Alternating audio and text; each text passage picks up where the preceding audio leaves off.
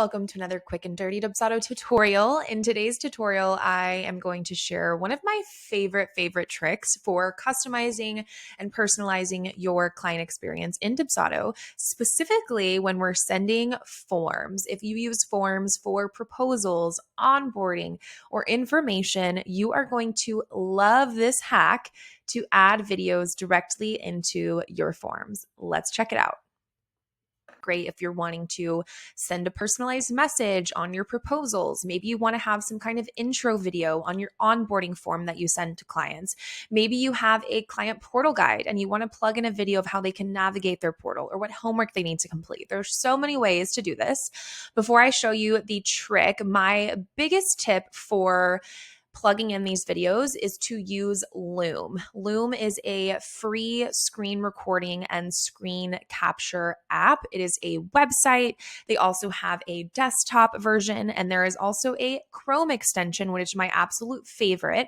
I can click this Chrome extension and record directly on my screen like I am right now with this video. And what I love about this is then it saves that video in your Loom library, where you can then download that video, you can share that video.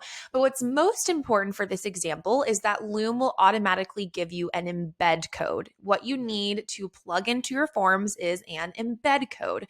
Most video hosts like Vimeo and YouTube and Loom will create this for you. So all you need to do is share that video, grab your embed code and click copy. You can also change your thumbnail or edit the video in Loom directly, add captions, you name it.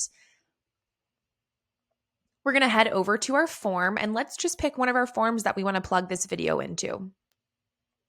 Now, this video or this specific form, I already have a section down here that shows you where to plug this in. So I'm going to delete this block so you can see it in real time. You're going to go over to your widgets and you're going to find the HTML block. And I think my face is covering it. So right here, HTML block.